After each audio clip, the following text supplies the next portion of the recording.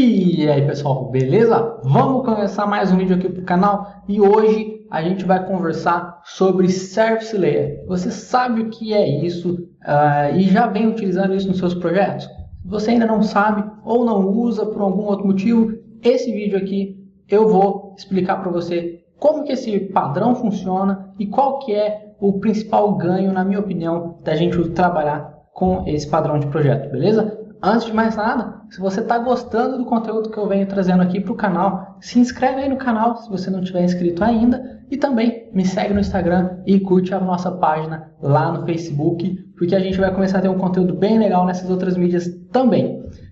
Então eu espero você por lá, beleza? Combinado? Então agora vamos começar o vídeo sem mais delongas. Qual que é a ideia do Service Layer? Isso daí vai trazer para nós um pouco mais de código, um pouco mais de trabalho no começo de um projeto.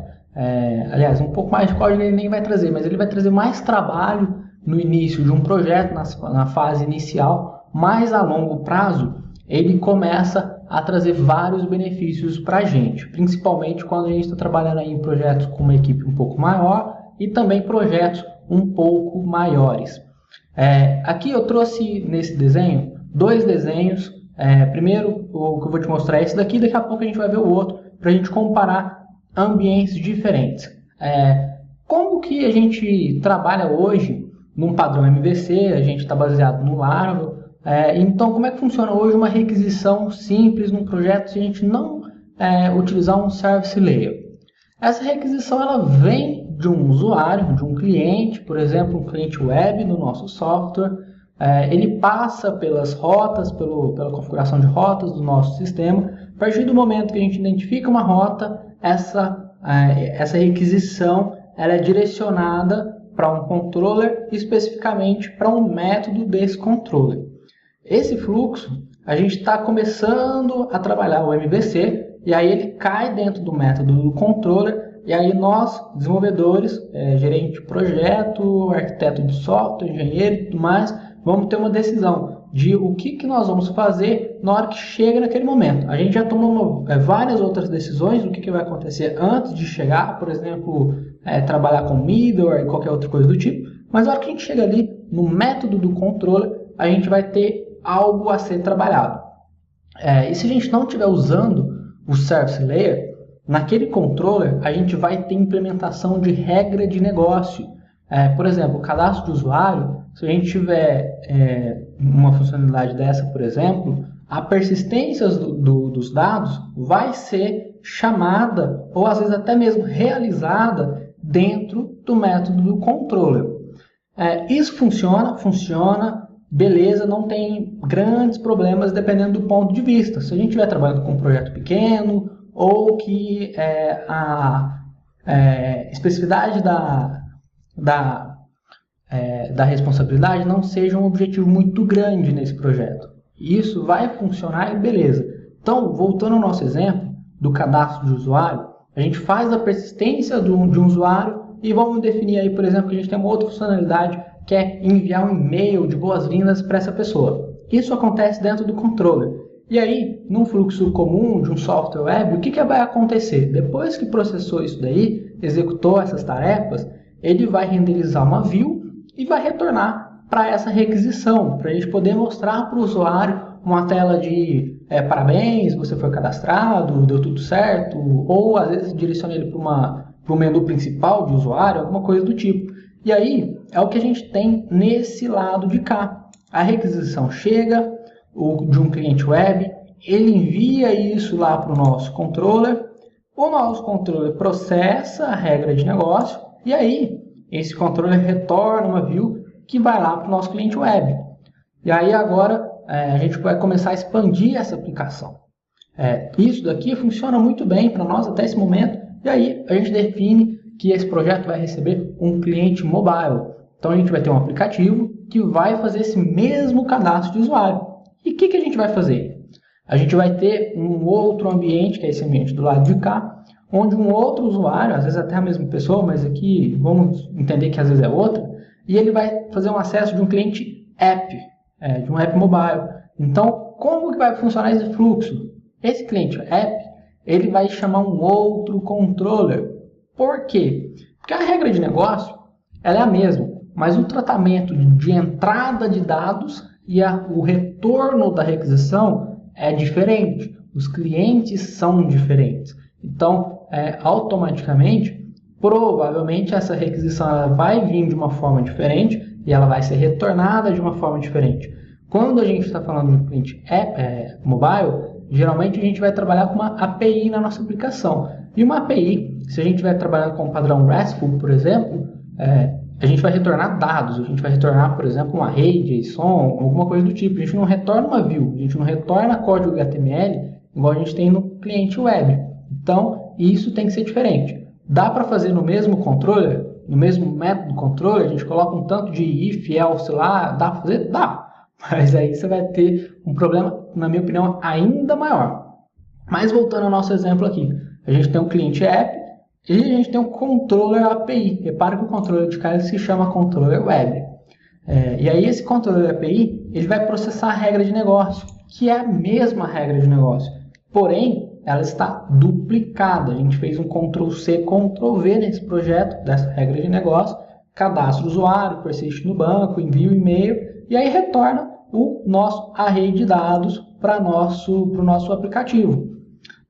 Esse fluxo todo funciona? Funciona. A gente vai ter todo o sistema funcional, a princípio, né, se a gente não tiver escrito nada errado, vai funcionar sem nenhum problema. E aí, qual que é o ponto negativo da gente usar essa estrutura de projeto?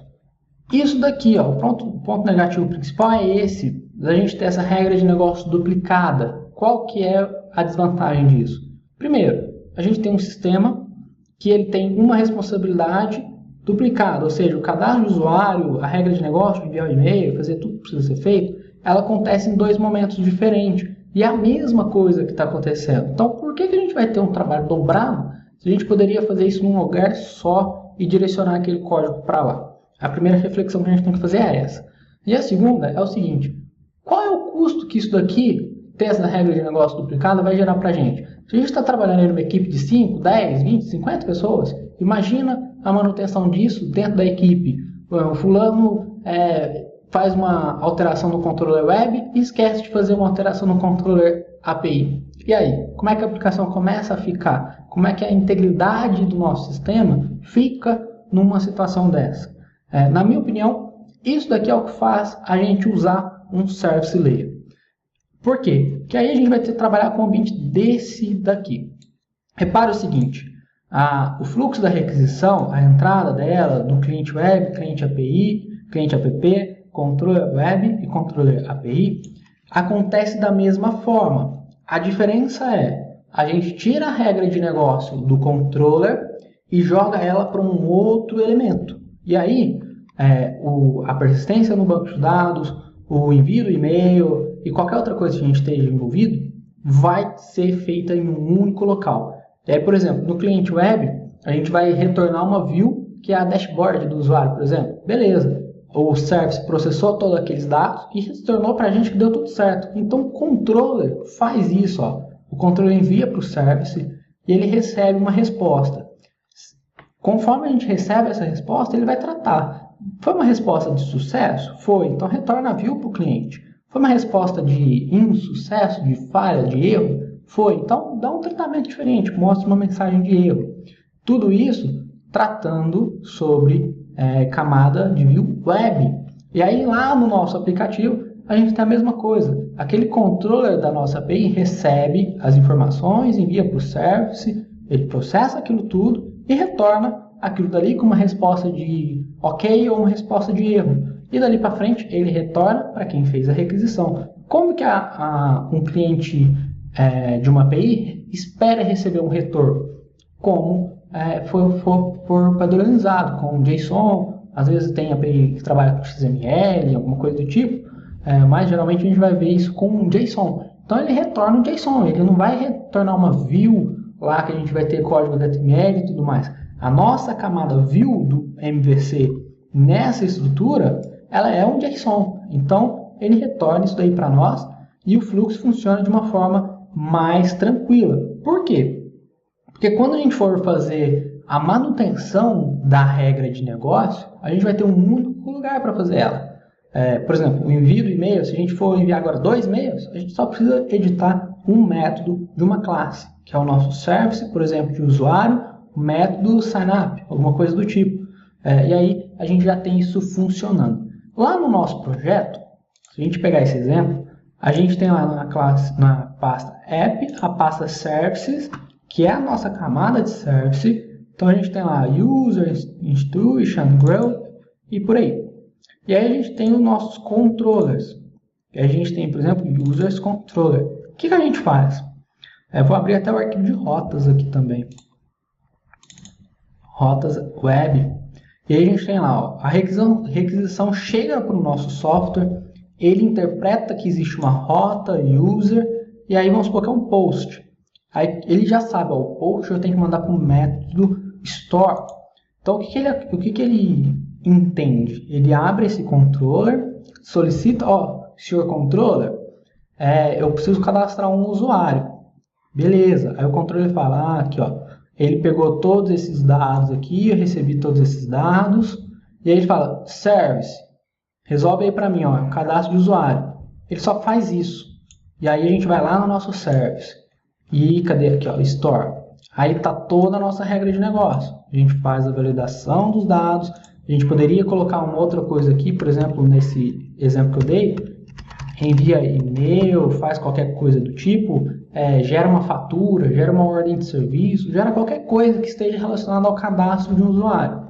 E aí ele vai retornar uma resposta para nós de sucesso, uma mensagem, os dados daquilo dali, ou então, se cair numa exceção, ele faz a mesma coisa, só da forma adequada. E ele responde, olha, senhor controller, sabe aquele usuário que você pediu para me cadastrar? Tá ok, cadastrado no sistema, já mandei e-mail para ele, já abri a fatura, tá tudo beleza. Aí o controller fala, show de bola, senhor service. Aí ele já pega aqui, ó, viu que tá tudo ok, show de bola. E aí o que ele faz? Eu sou um controller que responde a um cliente web. Beleza, então eu vou criar uma sessão e vou retornar ele para uma outra rota. Pronto, acabou. O controller ele recebe a requisição e devolve a requisição. Quando ele precisa de uma regra de negócio, o que ele faz? Ó, isso não é comigo, isso é com o fulano. E ele delega para o service. Se isso daqui fosse um controller de API, a gente ia ter talvez uma mudança em como a gente recupera esses dados da request, mas isso aqui provavelmente ia funcionar para nós, enviaria isso para o service, trataria essa resposta que o service deu, e aqui, como é uma API, a gente já não ia trabalhar com session mais, ia fazer um retorno, tipo, por exemplo, return response, e aí aqui a gente ia passar os parâmetros mais com status code para uma requisição da API poder entender e tudo mais. Eu não vou fazer essa alteração aqui porque o nosso projeto já está rodando. E é isso que eu queria te mostrar. A ideia do Service Layer é essa, a gente isolar a responsabilidade de regra de negócio numa outra camada para a gente ter facilidade de manutenção de código. O custo é menor, o tempo é menor e a produtividade da equipe é bem maior, beleza? Então, aquele último recadinho de finalização, se você está gostando desse conteúdo e não é inscrito no canal e nas outras mídias, se inscreve aí no canal, me segue no Instagram e também não deixe de curtir a nossa página lá no Facebook. Se você ainda gosta de receber conteúdo por e-mail, aqui embaixo tem alguns links bem interessantes aqui na descrição, como, por exemplo, a nossa lista de e-mail, onde eu envio uma mensagem nova todos os dias que eu posto um vídeo aqui no canal, beleza? Então, a gente se vê no próximo vídeo.